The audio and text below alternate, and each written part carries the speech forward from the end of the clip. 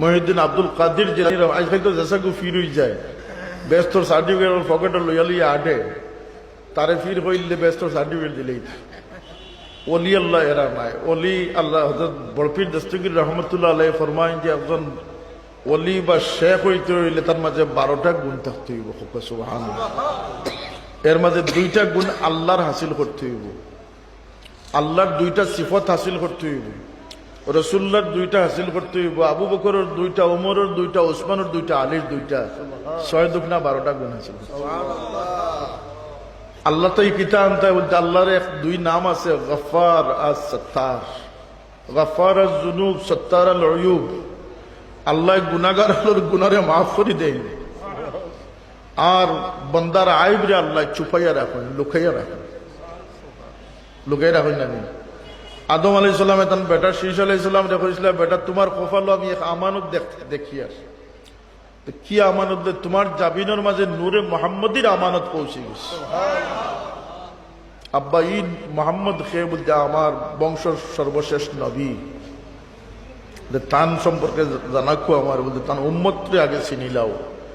ই ও উম্মত তোমার বাবার এক ভুলের কারণে, নিষিদ্ধ ফল বক্ষণের কারণে 300 বছর খান্দিছি। ই ও উম্মত যারা দিনের পর দিন রোজানা গুনাহ করবো, একবার হইব আল্লাহ মাফ করে দেব, আল্লাহ তারা মাফ করে দিলে। আল্লাহু আকবার।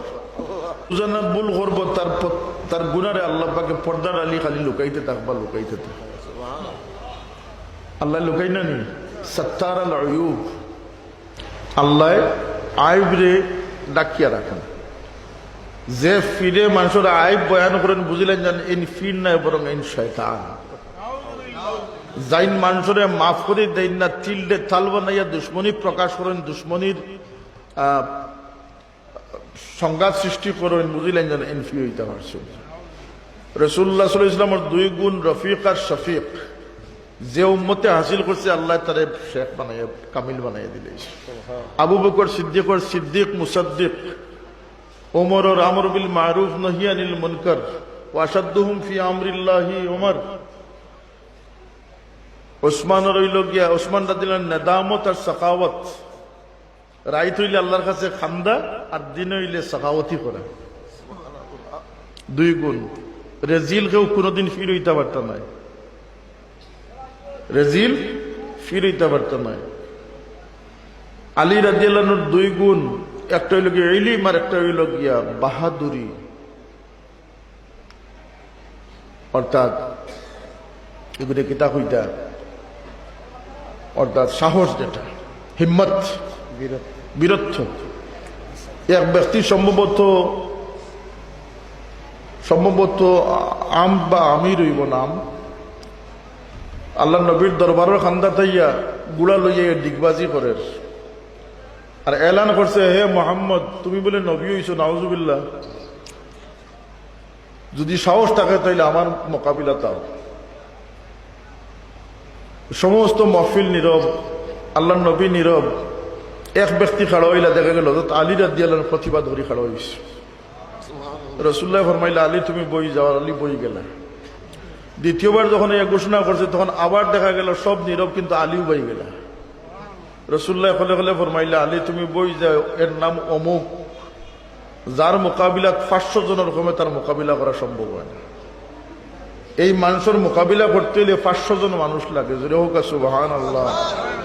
আলী রাদিয়াল্লাহু আনহু বই গেছেন। তৃতীয়বার যখন হয়েছে আলী রাদিয়াল্লাহু আনহু খাড়া হয়েছেন, আল্লাহ নবী ফরমালেন, আলী তুমি বই যাও। ইয়া রাসূলুল্লাহ আপনার ইজাজতও আমার লাগে যথেষ্ট। রাসূলুল্লাহ ইজাজত দেন, আলী বাইরিয়া যায়। তখন তাই নওজোয়ান যুবক এই ব্যক্তি দেখিয়া কয়, হে যুবক আমি কোনো জোয়ানকে নষ্ট করতাম চাই না, তুমি ফিরত যাও।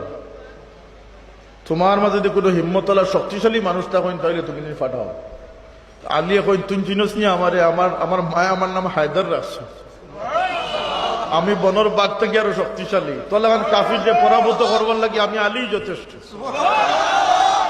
তখন তার গুসা উঠছে, গুড়া মারিয়া আইছে, দুলায় কুণ্ডলি ফাঁকি নিছে।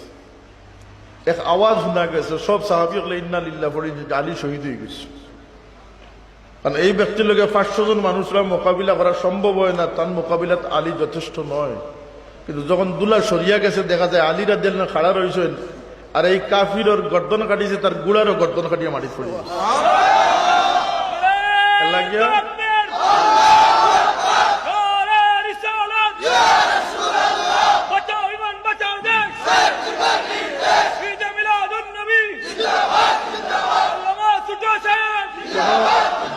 কোন ডরালুক মানুষ কোনদিন ফির হইতে পারত না।